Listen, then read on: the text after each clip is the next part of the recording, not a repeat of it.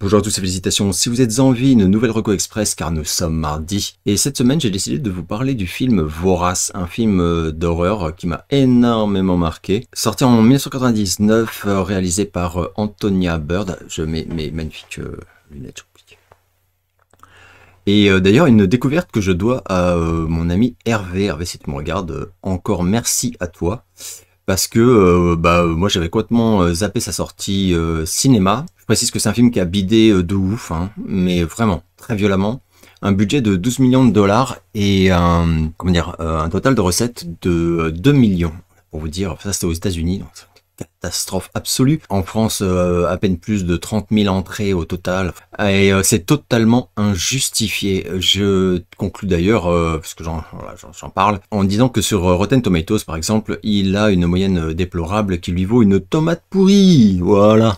C'est avec toutes ces infos, je vous ai pas déjà donné une immense envie de le voir. Je sais vraiment pas ce qu'il vous faut. Très drôle. Je disais donc que le film était réalisé par Antonia Bird. Alors c'est pas une réalisatrice extrêmement connue. Elle avait réalisé très peu de films et elle nous a malheureusement quitté en 2013, j'ai vu, suite à un cancer. Donc voilà, donc sauf erreur, Vorace, c'est son dernier film. Et pour tout dire d'ailleurs, elle s'est retrouvée sur ce projet de manière assez étonnante. Le studio avait choisi un autre réal, j'ai oublié son nom, pas très connu, hein. Hyper casse-couille apparemment, à tel point, voilà, ils se sont engueulés en fait avec la prod, quoi.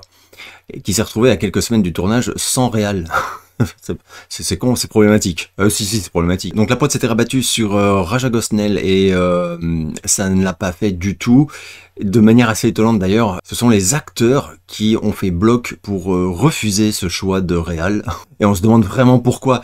Il y en a qui font la fine bouche, je te jure, parce que Raja Gosnell, si vous ne le savez pas, c'est donc quand même un réal à qui on devait Maman, je m'occupe des méchants. Voilà. Mais aussi le Chihuahua de Beverly Hills. Ouais, complètement. C'est lui, ouais. Et alors là, l'apothéose, les Schtroumpfs. Les Schtroumpfs de 2011. Et je crois même qu'il s'était occupé lui-même de la suite, les Schtroumpfs, je ne sais quoi, de 2013, 12, je ne sais plus. Donc voilà, donc une légende vivante le mec, le Spielberg bis, quoi. Il n'en voulait pas de ce mec. Et c'est un des acteurs du film, Robert Carlyle, qui a eu l'idée de demander à son amie Antonia Bird de venir à la rescousse et de prendre le projet, complètement dingue, la pauvre, le stress que ça a dû être pour elle. Et au final... moi, j'estime que c'était le super bon choix de ouf. Le casting, justement, j'en parlais à l'instant. On a Guy Pearce en très grande forme et Jeffrey Jones et David Arquette que j'aime beaucoup. Donc Robert Carlyle qui est extrêmement important et qui livre une performance inoubliable, mais vraiment. Alors de quoi parle ce film sans vous spoiler rien du tout? Il se situe donc dans un passé lointain, enfin pas lointain oui et non, pendant la guerre américano-mexicaine où voilà, au tout début on va suivre un capitaine qui est interprété donc par Guy Pearce et qui a été muté dans un fort en Californie, dans un coin assez isolé, après avoir commis un acte de bravoure, mais un peu, comment dire, dès le début c'est un peu chelou quoi. En fait, il se serait emparé d'un poste de commandement ennemi après avoir fait semblant d'être mort. Voilà, il va expliquer qu'il a utilisé cette technique parce qu'il était en fait terrifié quoi, enfin tout simplement. Et dans ce fort va arriver un type encore plus chelou que lui, j'ai envie de dire, interprété par Robert Carlyle, et qui va raconter qu'ils ont vécu l'horreur avec ses camarades en se retrouvant bloqués dans une grotte pendant plusieurs semaines, et pour survivre, ils ont été contraints d'avoir recours au cannibalisme. Alors, vous pourriez vous dire, putain Alex, t'es en train de tout spoiler quoi, mais pas du tout. Ça c'est vraiment l'introduction du film, car suite à ce récit, le colonel va décider d'organiser une expédition pour retourner à cette grotte, dans l'hypothèse en fait où il y aurait des survivants. Et là par contre je peux plus rien dire, mais on sent, et ça c'est vraiment une des grosses forces de ce film je trouve, parce que c'est pas fait de manière grossière, mais on sent que c'est pas clair. Rien n'est clair. Et donc voilà, on ne sait pas à quoi s'attendre, mais ça sent pas bon. Ah putain, j'ai tellement aimé ce film, les amis. Je l'ai revu une deuxième fois, donc comme je vous le dis, j'ai découvert peut-être au début des années 2000, un truc comme ça. Je pense que mon pote l'avait loué au vidéoclub et il me l'a recommandé, quoi. Et voilà, après donc je l'ai acheté en DVD. C'est un film que vous trouverez en DVD pour vraiment rien du tout en occasion. Et voilà, ça doit sans doute se trouver en VOD, ça ne m'étonnerait pas. En tout cas, un film à l'ambiance ultra lourde, je préviens quand même, une tension réelle, un suspense parfaitement maîtrisé, des touches d'humour très noires, quoi, qui, je sais, ont déplu à certaines personnes, mais qui, moi, en fait, m'ont renforcé mon malaise. On a un scénario qui est habile et clairement mal intentionné au rapport à Noner. Immense compliment de ma part, évidemment, la photo est superbe, la réalisation est classe, mais pas que.